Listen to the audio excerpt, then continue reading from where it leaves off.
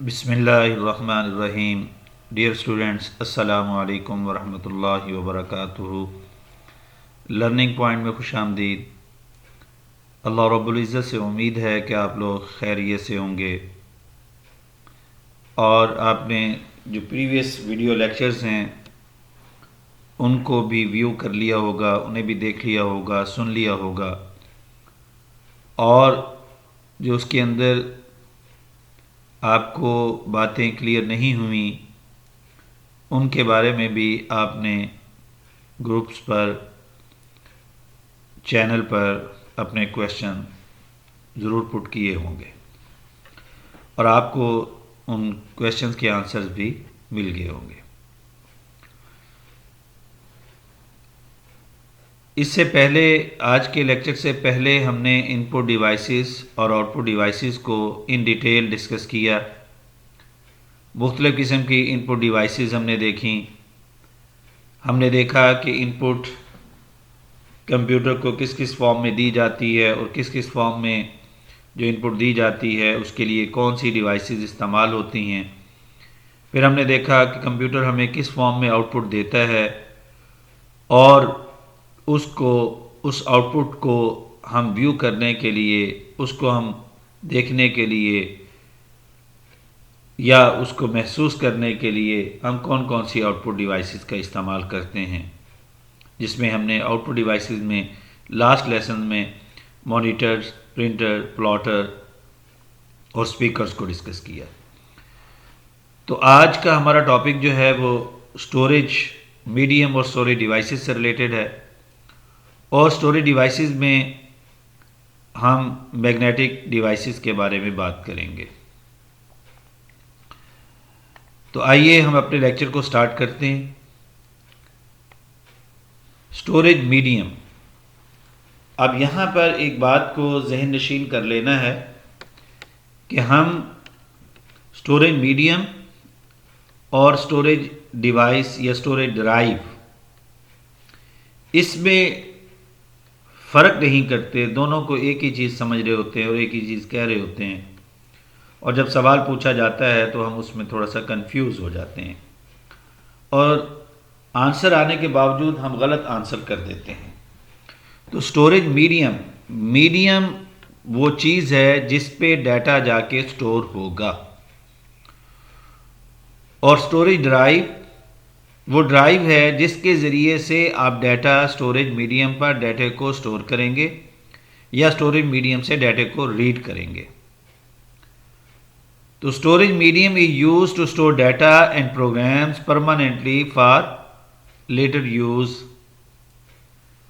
तो असल में हम स्टोर करते क्यों हैं, उसका मकसद क्या है? मकसद यही होता है कि उस चीज़ की हमें इन फ्यूचर ज़रूरत होती है, तो लिहाजा हम उसको स्टोर कर लेते हैं ताकि जब हमें उसकी ज़रूरत पड़े तो दोबारा हम उसे हासिल कर सकें।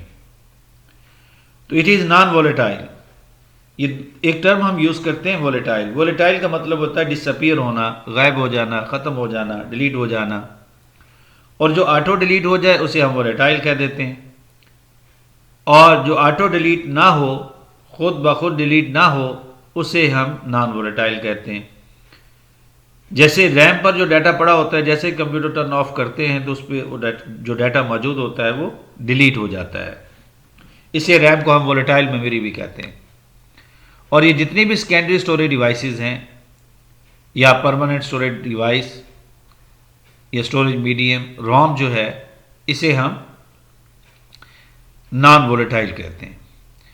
अ storage medium is also called secondary storage, auxiliary storage, mass storage, backing storage. अब ये तो जनरल हम नाम लेते हैं जी कि एक्सटर्नल स्टोरेज भी उसे ही कहते हैं, सेकेंडरी स्टोरेज भी उसे कहते हैं, मैस स्टोरेज भी उसे कहते हैं, बैकिंग स्टोरेज भी इसे कहते हैं। अब इनमें ये जो हमने नाम लिए तो डिवाइसेस कौन सी होती हैं? तो हार्ड डिस्क इसमें होती है, ऑप्टिकल डिस्क इसमें आ जाती है, स्मार्ट कार्ड इसमें आ जाते हैं। तो हर जो कंप्यूटर और मोबाइल है उसके अंदर आपको पता है कि वो मोबाइल भी और कंप्यूटर्स भी हार्डवेयर और सॉफ्टवेयर दो चीज़ों से मिलकर काम करते हैं, क्योंकि सॉफ्टवेयर सेट ऑफ इंस्ट्रक्शंस होती हैं जिनके ज़रिए से कंप्यूटर काम करता है। कंप्यूटर को पता चलता है कि उसने करना क्या है। ऐसे मोबाइल के अंदर भी।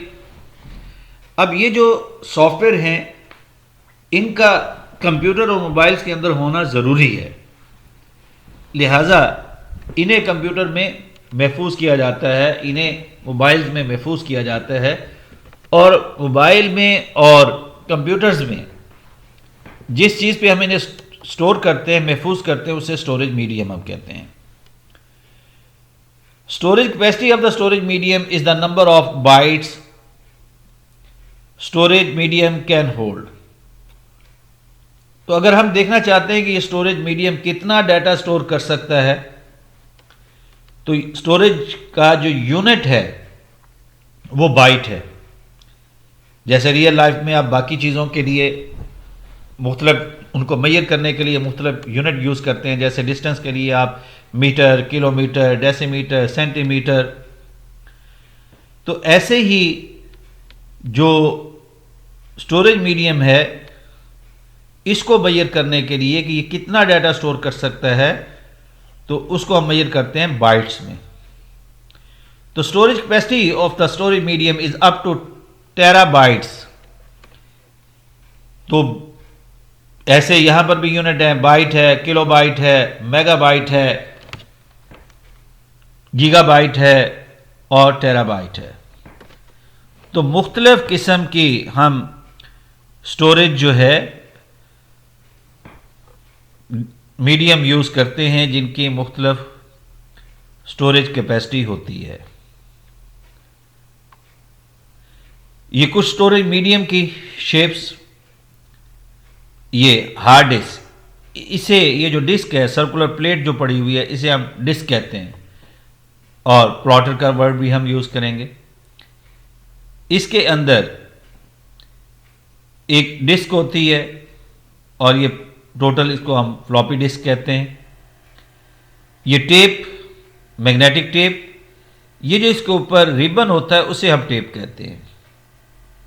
ये मुख्तलिफ शेप्स के अंदर अवेलेबल हैं। CD ROM, memory cards, USB, ये तमाम स्टोरेज मीडियम हैं क्योंकि इनमें डाटा स्टोर होता है, ये डाटा महफूज करते हैं, इनसे भी डाटा को हम रिट्रीव करवा सकते हैं। तो स्टोरेज डिवाइस या स्टोरेज ड्राइव, तो स्टोरेज ड्राइव जो है वो डिवाइस है जो कि डाटे को स्टोर करवाने में और डाटे को रिट्रीव करवाने में हेल्प करती है। A storage device is a computer hardware component that writes and reads information or instruction to and from the storage media। तो स्टोरेज मीडिया से जब हमने डाटा रीड करना है या स्टोरेज मीडिया पर जब हमने डाटा या इंस्ट्रक्शन राइट करनी है तो हमें स्टोरेज डिवाइस या स्टोरेज ड्राइव की ज़रूरत पड़ेगी। तो स्टोरेज ड्राइव में हार्ड डिस्क ड्राइव, देखें ये हार्ड डिस्क है और ये जो बाकी ये जो कंपोनेंट है ये ड्राइव है। तो हार्ड डिस्क में हार्ड डिस्क भी होती है और हार्ड ड्राइव भी होती है। तो दोनों चीज़ें एक ही जो हार्डवेयर हम परचेज करते हैं उसके अंदर दोनों अवेलेबल होते हैं। सीडी या डीवीडी ड्राइव, यहाँ जो आपको शेप में दिखाई गई है ये सीडी रोम है, ये सीडी है। इसको चलाने के लिए जिस डिवाइस की, जिस हार्डवेयर की हमें ज़रूरत पड़ती है उसे हम सीडी ड्राइव कहते हैं, और डीवीडी को चलाने के लिए जिस हार्डवेयर की ज़रूरत पड़ती है उसे डीवीडी ड्राइव कहते हैं। ऐसे यूएसबी फ्लैश ड्राइव, तो यूएसबी जो आप परचेज करते हैं ड्राइव भी उसके अंदर मौजूद होती है। A computer perform to operation on the storage devices, या दूसरे लफ्ज़ों में हम यूँ कह सकते हैं कि computer can perform to operation with the help of storage devices.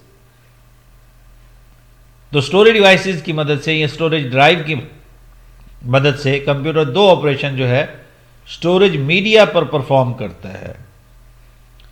Storage media पर दो ऑपरेशन कौन कौन से होते हैं? एक राइटिंग का और एक रीडिंग का। तो राइटिंग में क्या है? In a writing process storage device record stores information और instruction from memory to storage medium.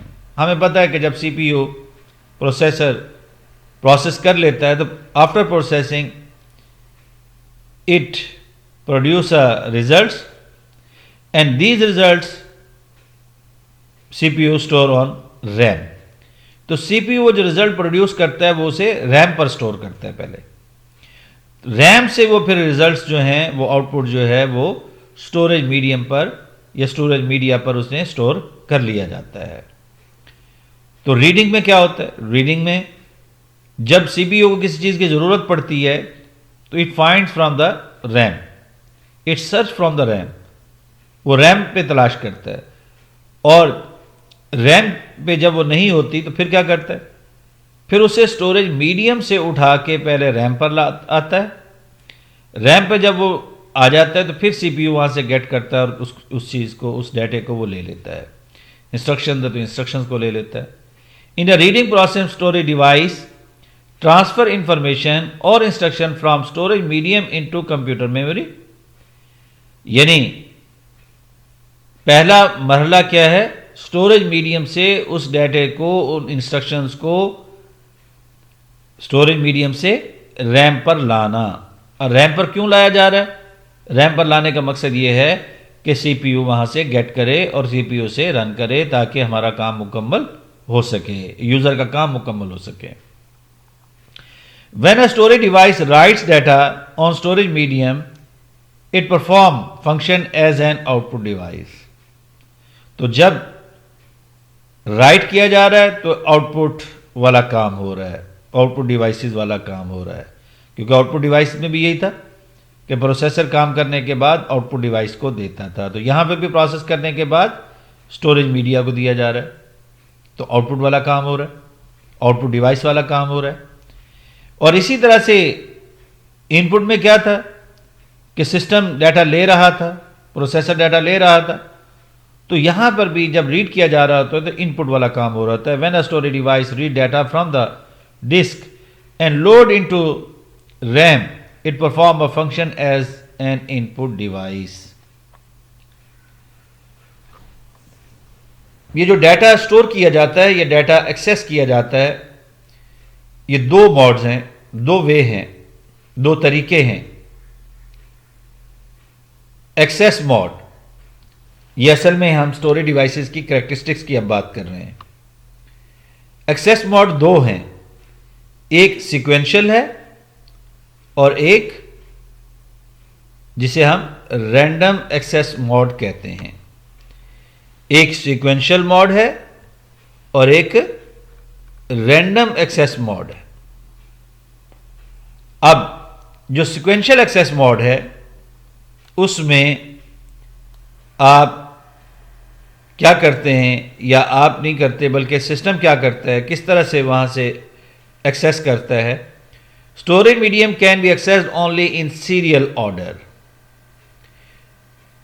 और स्टोरेज मीडियम की जिसमें सीक्वेंशली डाटा एक्सेस किया जाता है उसकी एग्जांपल मैग्नेटिक टेप है, और जो वो डाटा एक्सेस करती है वो मैग्नेटिक टेप ड्राइव होती है।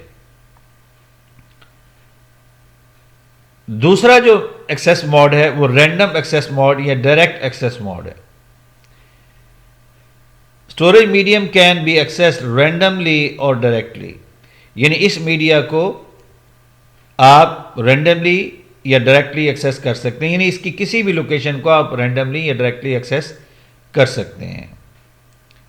जिसकी एग्जांपल, मिसाल हार्ड डिस्क है, ऑप्टिकल डिस्क है, फ्लॉपी डिस्क है, ठीक है। ये तमाम जितने भी सेकेंडरी स्टोरेज मीडिया हैं मैग्नेटिक टेप के अलावा तमाम रैंडम एक्सेस मोड के तहत काम करते हैं। जो दूसरी कैरेक्टरिस्टिक्स है स्टोरेज डिवाइस की वो है स्पीड। पहले तो हमने देखा उससे डाटा एक्सेस और राइट कैसे किया जाएगा, और दूसरा ये है कि स्टोरेज जो स्पीड जो है, कितनी स्पीड के साथ डाटे को स्टोर किया जा सकता है या एक्सेस किया जा सकता है। तो स्पीड हम मेजर करते हैं। Speed of storage devices and memory is defined by access time and data transfer rate. Access time क्या है जी? Time taken by storage device to locate data items from a storage medium. अब देखें storage medium पर बहुत सारा data पड़ा हुआ है, तो उसकी प्रॉपर लोकेशन तक पहुंचने में जो वक्त लगता है जहां पर वो डाटा पड़ा हुआ है उसे हम एक्सेस टाइम कहते हैं। और ये एक्सेस टाइम बहुत कम होता है, कंप्यूटर बहुत जल्दी वहां तक पहुंच जाता है, जो कि नैनो सेकंड्स में होता है। Access time of sequential access, लाजिम बात है सीक्वेंशियल जो है एक्सेस मेमोरी जो है, स्टोरेज मीडिया जो है, उनका जो एक्सेस टाइम है वो एज कंपेयर टू जो रैंडम एक्सेस मीडिया है उनसे ज़्यादा होता है, यानी वो ज़रा स्लो होती हैं। A memory device that has less access time is faster. ये इन्वर्सली प्रोपोर्शनल, ये कम तो ये ज़्यादा। एक्सेस टाइम कम होगा यानी कम वक्त में डाटा एक्सेस होगा, तो लाजिम बात है कि वो मीडिया फास्ट होगा। तो जो एक्सेस टाइम है, रैम से जो डाटा एक्सेस करने का टाइम जो है वो 200,000 टाइम्स फास्टर है secondary storage device hard disk की निस्बत। दूसरी बात हम कर रहे थे स्पीड के अंदर, डाटा ट्रांसफर रेट। ठीक है जी, सर्च हो गया, मिल गया वो डाटा, इतनी जल्दी मिल जाता है डाटा, तो फिर क्या होता है, time taken to transfer data to and from storage device. अब वो स्टोरेज डिवाइस से रैम तक डाटा आना है या रैम से स्टोरेज डिवाइस तक जाना है, तो वो जो वक्त लगता है एक डिवाइस से दूसरी डिवाइस तक, उसे ट्रांसफ़र रेट कहते हैं। और ये ट्रांसफ़र रेट जो है ये मेजर किया जाता है कि कितनी बिट्स एक सेकंड में ट्रांसफ़र की जा रही हैं, कितनी बिट्स एक सेकंड में ट्रांसफ़र की जा रही हैं, ये कितनी बाइट्स एक सेकंड में ट्रांसफ़र की जा रही हैं। तो अब चूँकि स्पीड बहुत ज़्यादा होती है, इसलिए किलोबाइट्स पर सेकंड, मेगाबाइट्स पर सेकंड, गीगाबाइट पर सेकंड के एतबार से डाटा ट्रांसफ़र रेट को मेजर किया जाता है। तो स्पीड में हम इन दो चीज़ों को देखेंगे। स्टोरेज कैपेसिटी, स्टोरेज मीडिया के एतबार से हम ये देखेंगे कि उसकी स्टोरेज कैपेसिटी कितनी है। अब ज़रूरत के मुताबिक जिस यूज़र की जितनी ज़रूरत होगी, अब ज़रूरत भी और कॉस्ट भी, अगर स्टोरेज कैपेसिटी ज़्यादा है तो लाज़िम बात उसकी कीमत भी ज़्यादा होगी। तो उसके मुताबिक जो है स्टोरेज मीडिया और स्टोरेज डिवाइस जो है वो परचेज की जाएगी। तो हमने पहले कहा कि जो पर्सनल कंप्यूटर्स हैं उनमें जो स्टोरेज कैपेसिटी है वो टेराबाइट तक अब अवेलेबल है। तो स्मॉल भी हैं, ठीक है, लेकिन अब बहुत ज़्यादा स्मॉल जो हैं वो सेकेंडरी स्टोरेज डिवाइसेस में नहीं है। अब जो गीगाबाइट से लेकर टेराबाइट्स तक हमारे पास अवेलेबल है। Magnetic storage is one of the most widely used secondary storage in computers. देखिए, मैग्नेटिक स्टोरेज उसको कहते हैं जिसमें मैग्नेटाइज्ड मटेरियल पर डाटा, मैग्नेटाइज्ड मीडिया होता है, उस पर डाटा राइट किया जाता है। वो दो किस्म के हैं, आगे जाके हम दोनों को वन बाय वन स्टडी करेंगे। तो magnetic storage is one of the most widely used secondary storage in computer. सबसे ज़्यादा जो मीडिया यूज़ हो रहा है उसका ये मैग्नेटिक स्टोरेज ही है।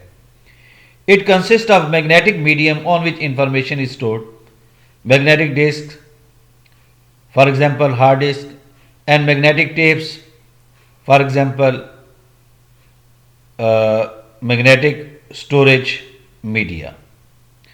तो मैग्नेटिक डिस्क और मैग्नेटिक टेप जो हैं ये एग्जाम्पल्स हैं मैग्नेटिक स्टोरेज मीडिया की। डिस्क ड्राइव और tape drive is use to write data on the disk. तो ये हमने पहले पढ़ा कि एक मीडिया है और एक ड्राइव है। मीडिया वो चीज़ है जिस पे डाटा स्टोर किया जाता है, इंस्ट्रक्शन स्टोर की जाती हैं, और ड्राइव वो चीज़ है जिसके ज़रिए से डाटा या इंस्ट्रक्शन स्टोर की जाती हैं या रिट्रीव करवाई जाती हैं। Read write head of the disk drive, अब उसके अंदर दो किस्म के हेड होते हैं। किसके अंदर? ड्राइव के अंदर। वो टेप ड्राइव है या डिस्क ड्राइव है। एक हेड का काम डेटा को रीड करना है, उसे हम रीड हेड कहते हैं, और दूसरा हेड होता है जो डेटा को राइट करता है, जिसे हम राइट हेड कहते हैं। तो रीड राइट हेड जो हैं ये डिस्क पर मौजूद होते हैं।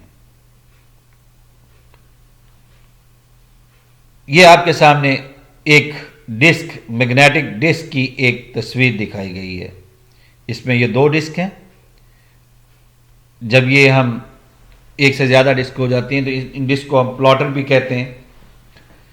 तो a magnetic disk is a thin circular plate, circular, goal, thin, बारीक, पतली।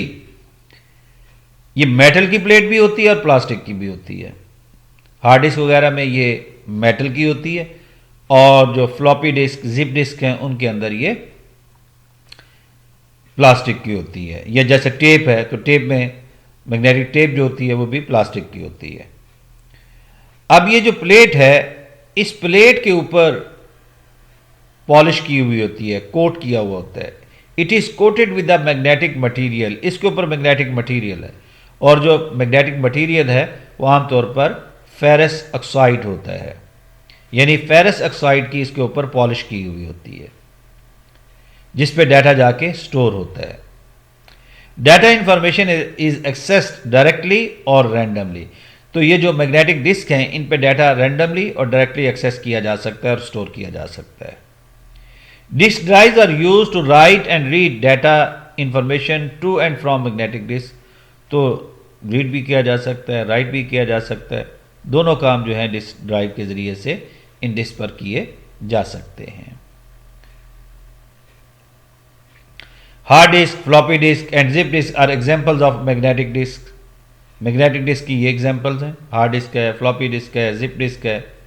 जो आजकल हमारे यूज़ में हैं वो हार्ड डिस्क हैं। फ्लॉपी डिस्क और जिप डिस्क जो हैं ये अब यूज़ में नहीं रही, क्योंकि इनकी स्टोरेज कैपेसिटी जो थी वो बहुत कम थी, और अब जो डाटा है वो हैवी होता है, इसलिए अब ये मार्केट में अवेलेबल नहीं है। These disk have been replaced by optical disk. अब ये जो कौन सी डिस्क, जिप डिस्क और जो फ्लॉपी डिस्क है, इनकी जगह आजकल ऑप्टिकल डिस्क ने ले ली है और यूएसबीज, मेमोरी कार्ड्स ने ले ली है। ऑर्गेनाइज डाटा और मैग्नेटिक डिस्क। मैग्नेटिक डिस्क पे डाटा को अरेंज कैसे किया जाता है? अब यहां पर एक बात को समझना है। जो मैग्नेटिक डिस्क है, ये एक डिस्क है। ये डिस्क प्लेन होती है पहले शुरू में। जैसे हम बाजार से कोई चीज़ खरीदते हैं तो खरीदने से जब खरीद कर लाते हैं, मिसाल के तौर पर कोई बर्तन खरीद कर लाए, तो हम सबसे पहले उसे धोते हैं, वॉश करते हैं, फिर हम उसे यूज़ करते हैं। ऐसे ही जब ये मैग्नेटिक डिस्क परचेज की जाती हैं तो कंप्यूटर उसे पहले प्रिपेयर करता है, उसे तैयार करता है। वो जो तैयार करने का अमल है उसे फॉर्मेट कहते हैं। ठीक है। अब फॉर्मेट में क्या होता है? Before storing data on magnetic disk it is prepared through OS. Operating system में हमारे पास सॉफ्टवेयर होता है जिसके जरिए से हम उसे प्रिपेयर करते हैं, उसे तैयार करते हैं। Actually disk surface is magnetically mapped. Process of mapping the surface of disk is called formatting और इनिशियलाइजिंग। तो आमतौर पर जो वर्ड यूज किया जाता है वो फॉर्मेटिंग यूज किया जाता है। तो फॉर्मेट किया जाता है। जब इसे फॉर्मेट करता है, ओएस फॉर्मेट करता है डिस्क को, तो करता क्या है? पहला काम इसमें यह करता है, वो इसमें ट्रैक बना देता है। क्या कर देता है इसमें? ट्रैक। ये जो सर्कुलर आपको पाथ नजर आ रहे हैं, इसको ट्रैक कहते हैं। Usually a floppy disk has 80 tracks on each side of the disk. यानी ये एक साइड है डिस्क की, इस तरह इसकी बैक साइड होगी, ये फ्रंट साइड और बैक साइड। तो एक साइड पर जो ट्रैक होते हैं वो 80 ट्रैक बनते हैं। यानी आप इस तरह से इसको काउंट करना शुरू कर दें, अंदर तक आए। ये तो पूरा एक गोल ट्रैक जो है ये 80 ट्रैक्स। सिमिलरली हार्ड डिस्क में have 100 tracks on each side of the each platter. वहाँ प्लेटर किस लिए वर्ड यूज़ किया जा रहा है, क्योंकि उसके अंदर एक से ज़्यादा डिस्क होती हैं, तो वो उनके ऊपर ट्रैक जो हैं फ्लॉपी डिस्क की निस्बत ज़्यादा होते हैं, हंड्रेड्स में होते हैं। Each track is divided into further parts pi shaped area called sector. अब ये यहां से लेकर ये यहां तक जो आपको डार्क ग्रे नजर आ रहा है, इसे एक सेक्टर कहते हैं। ये एक सेक्टर है। ऐसे आप देखें, ये इस लाइन और इस लाइन के दरमियान ये जो ट्रैक डिवाइड हुआ है, ये सेक्टर्स हैं। ये वाला पोर्शन सेक्टर्स हैं, ये वाला पोर्शन सेक्टर्स हैं, ये वाला पोर्शन सेक्टर है। आमतौर पर जो एक सेक्टर है वो 512 बाइट्स के बराबर होता है, यानी एक सेक्टर में 512 बाइट्स जो है वो डाटा स्टोर किया जा सकता है।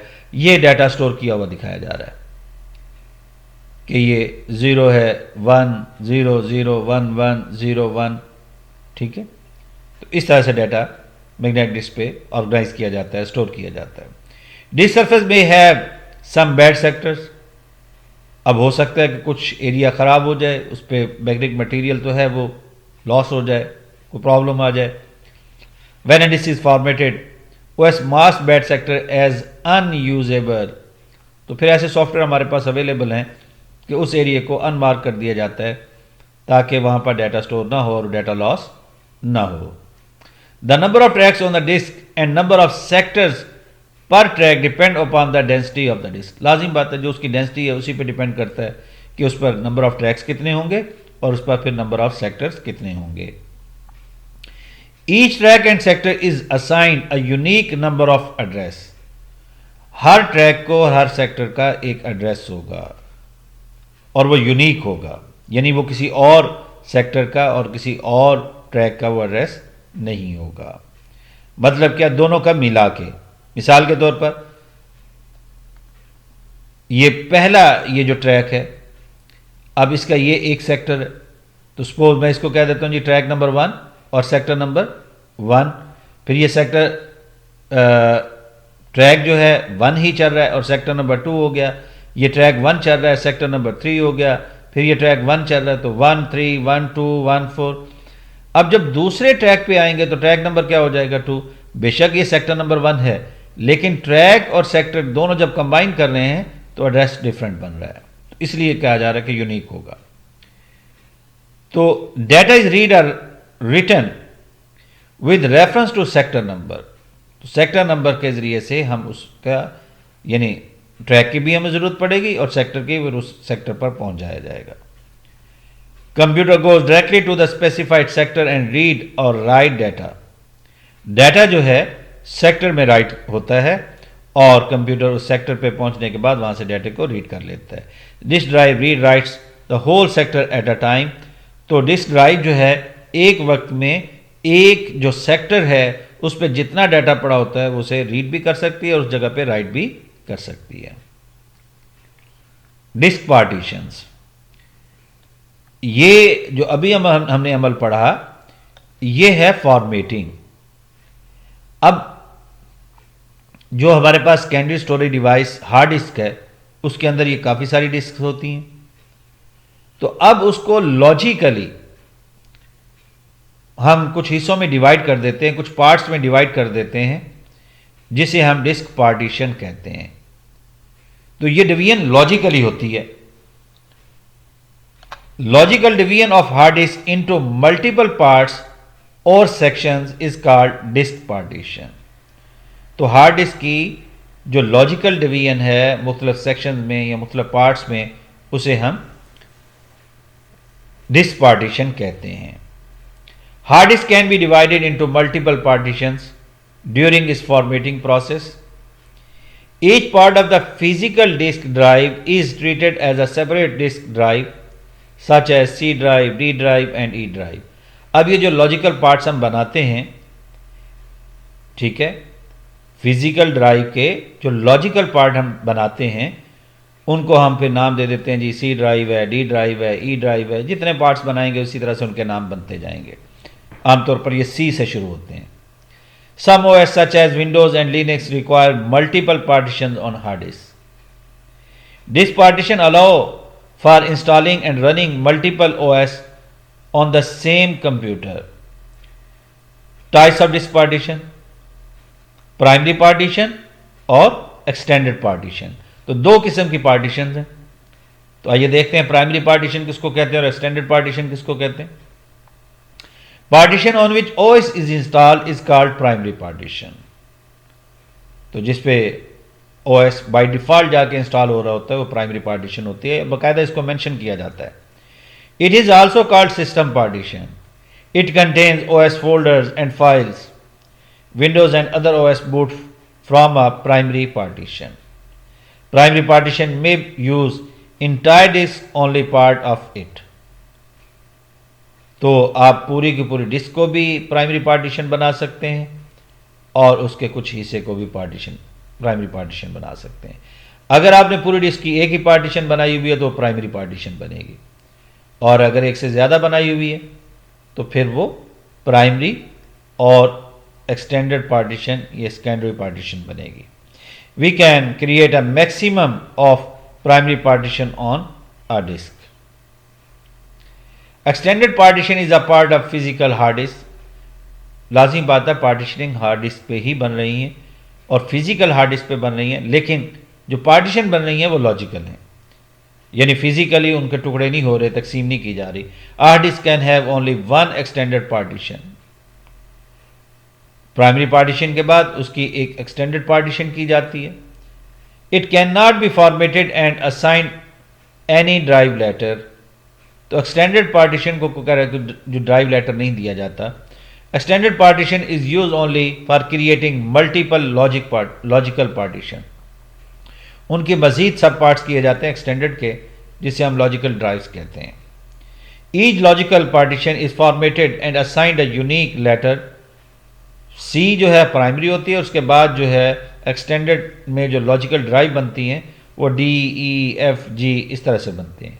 In this way multiple logical hard disk drives can be created. Data of user is usually stored on logical partitions.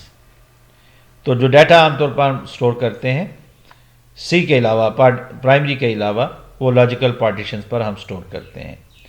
तो ये आज का हमारा लेक्चर जो था स्टोरेज मीडियम और magnetic storage devices, storage drives, और फिर मैग्नेटिक स्टोरेज डिवाइस किस तरह से काम करती हैं, किस तरह से होती हैं, हार्ड डिस्क किस तरह से काम करती है, ये आज के हमारे लेसन्स के मेन पॉइंट्स थे।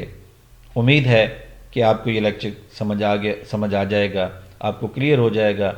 लेकिन कोई टॉपिक, कोई सेंटेंस, कोई कंसेप्ट आपको क्लियर ना हो तो आप मुझसे व्हाट्सएप ग्रुप और यूट्यूब चैनल दोनों पर क्वेश्चन कर सकते हैं। इंशाल्लाह आपके क्वेश्चन का आंसर कर दिया जाएगा और आपके कंसेप्ट को क्लियर कर दिया जाएगा। अल्लाह रब्बुल इज़्ज़त हम सबको अपने हिफ्ज़ व अमान में रखे।